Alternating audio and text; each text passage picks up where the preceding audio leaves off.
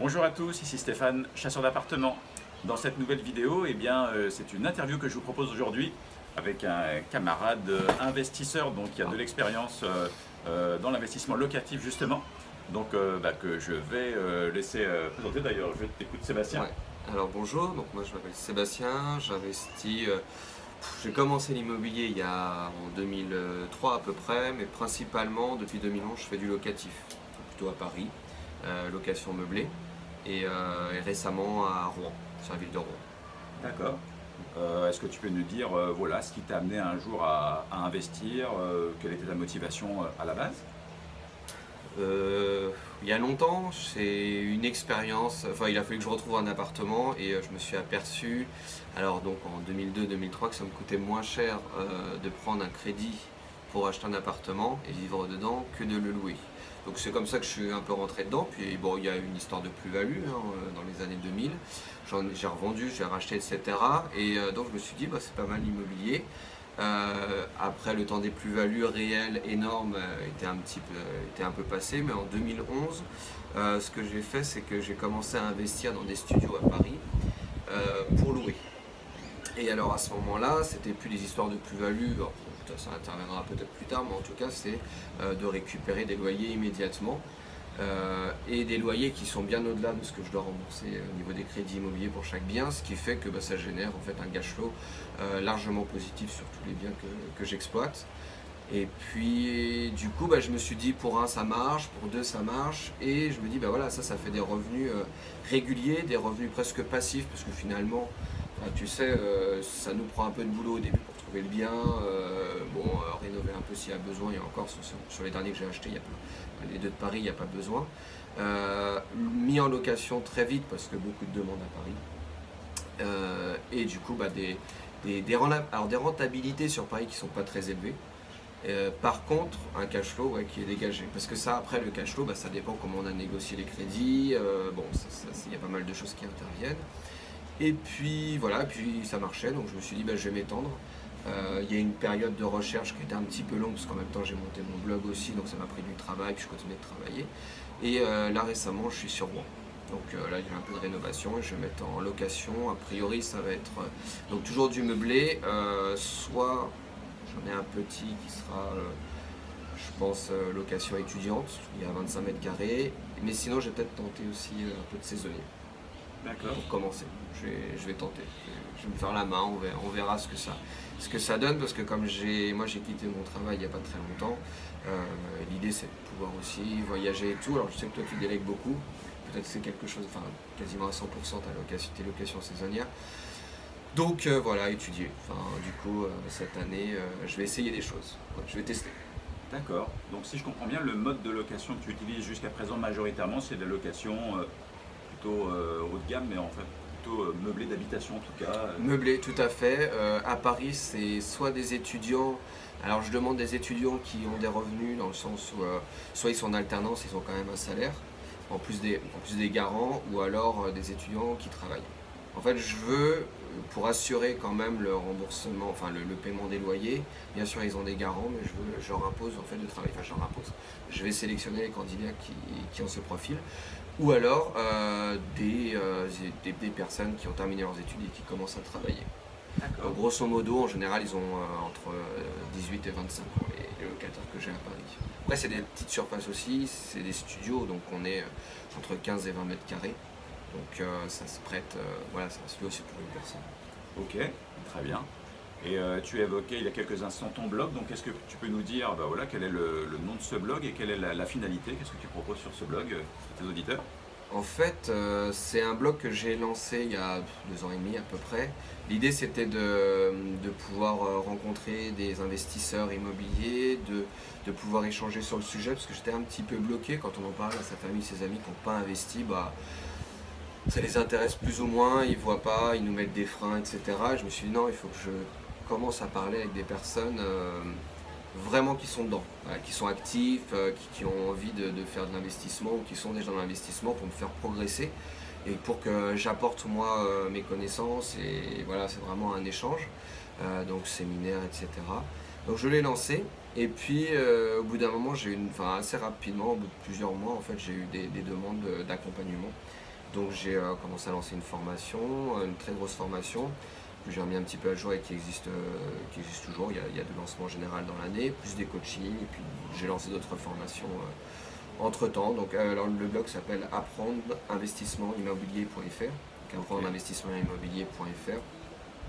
Et j'ai une chaîne YouTube aussi, Sébastien D, D avec la lettre D. Voilà. Et donc voilà, l'idée c'est soit on fait des interviews, soit je parle d'un sujet, soit je réponds à des questions. L'idée c'est que ce soit des vidéos apprenantes, mais qui vont tourner quand même autour de la location meublée. Voilà, je vais rester quand même là-dedans, et peut-être qu'il évoluera un peu vers le saisonnier, je sais pas. Ça dépend ce que je vais faire. D'accord, ça découle de ton expérience en tout cas. Ouais. Oui, pour moi c'est quand même important. Je monte, j'enseigne, je coach sur des choses que j'ai réalisées, et qui a déjà en fait apporté ses fruits et qui a fonctionné, quoi. Ouais. Je pars pas sur tout, je pars sur ce que je connais, et quand je connais pas, je renvoie aux copains blogueurs qui font qui font ça. Donc quand il y a besoin des demandes de parking, je sais vers qui renvoyer, coloc, saisonnier, après selon les coins en France aussi, parce que le saisonnier, bien sûr, toi tu peux, si on parle de saisonnier, tu peux renseigner sur la France entière. Mais après, peut-être que tu as plus de demandes spécifiques aux alentours peut-être de la région lyonnaise. Voilà, après, ça dépend un petit peu, et puis des affinités avec chacun. Mais je pense que personnellement, je le vois comme ça, c'est-à-dire que moi, j'aime parler de ce que je fais, ce que j'ai déjà fait et ce qui a fonctionné. Pas la peine d'emmener quelqu'un et de lui parler s'il va absolument faire un type d'investissement qui, moi, n'a pas marché et j'ai mes raisons pour. Ça m'embête, je ne vais pas faire du coaching dans ce sens-là, mais en tout cas, je vais lui expliquer ce qui, moi, s'est passé et après, il prend sa décision.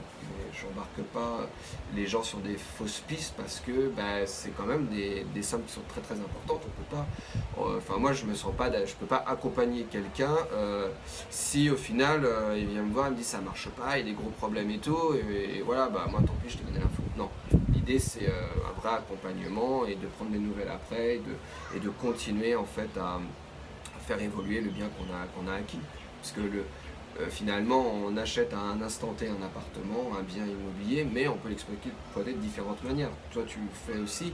Donc, ça peut être du nu, ça peut être du meublé à l'année, des étudiants, du saisonnier, de la coloc. Il y a plusieurs possibilités, peut-être division, revente. C'est à peu près ça. Donc voilà, il faut choisir le domaine dans lequel on se sent bien.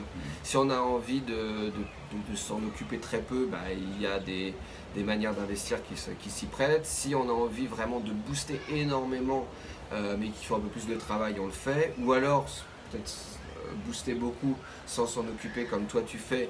Mais du coup, il y a effectivement une petite commission à reverser à quelqu'un. Après, c'est vraiment... les gens, il faut qu'ils le sentent. Parfois, il y en a qui veulent se lancer sur un type d'investissement et puis ils s'aperçoivent au bout d'un moment que ça ne leur convient pas. Donc mon rôle aussi, c'est de prévenir en disant ok, ça c'est ce que tu veux faire, mais si tu fais pas comme ça, ton plan B, tes plans C, c'est quoi? C'est-à-dire, est-ce qu'on peut revenir en arrière? Est-ce que tu gagnes toujours de l'argent même en exploitant d'une autre manière?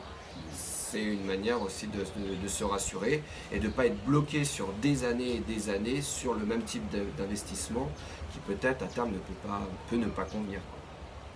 Ou même si on ne trouve pas suffisamment les clients, par exemple sur du saisonnier, si on est dans des endroits peut-être trop touristiques qui dépendent d'un temps d'ensoleillement ou de neige ou de choses comme ça, il vaut mieux avoir un point et un plan B, quoi. Effectivement, écoutez, vous voyez, donc je mettrai dans le lien de cette vidéo à la fois le nom de la chaîne YouTube, à laquelle je vous recommande vivement de vous abonner, le nom du site internet également de Sébastien, pour que vous puissiez justement avoir l'expérience. On sent déjà l'expérience et le vécu d'un investisseur qui a déjà fait plusieurs acquisitions. Écoutez, merci beaucoup. As-tu une dernière chose à rajouter ou un conseil que tu souhaiterais donner? Non, non, moi j'ai commencé à Paris, maintenant c'est vrai que le ticket d'entrée à Paris est un peu élevé, puis plus on en a et puis plus voilà, on a un peu d'endettement qui monte. Donc après voilà, j'ai cherché d'autres villes en France, j'ai regardé un petit peu Lyon aussi, mais comme je garde quand même ma résidence principale sur Paris, voilà, au niveau des temps de transport, des prix du billet de train, des choses comme ça, j'ai fait un peu le tour en France et puis voilà, je me suis arrêté un peu à Rouen. Donc j'ai commencé en investissant vraiment très très proche de chez moi, parce qu'à Paris ils sont à 10 minutes en métro, 20 minutes en Vélib si je veux, donc c'est vraiment à côté. Et là pour Rouen, bah voilà, j'ai déjà acquis, j'ai quand même pas mal d'années d'expérience et il y a des choses après que je peux faire un petit peu à distance. Donc ouais, peut-être commencer là où ça vous semble le plus opportun, s'il y a un marché dans ce que vous voulez faire, attention. Et puis après, une fois qu'on en fait quelques-uns, essayer peut-être d'autres choses avec d'autres rentabilités, d'autres cash flow, d'autres types de prix aussi, parce que effectivement un studio ou un 2 pièces à Rouen, c'est bien inférieur à un studio à Paris. Là aujourd'hui, ce que je suis en train de faire, j'ai jamais dépensé aussi peu pour acquérir des appartements. Donc voilà, puis après les choses se font de plus en plus facilement, quoi. Voilà.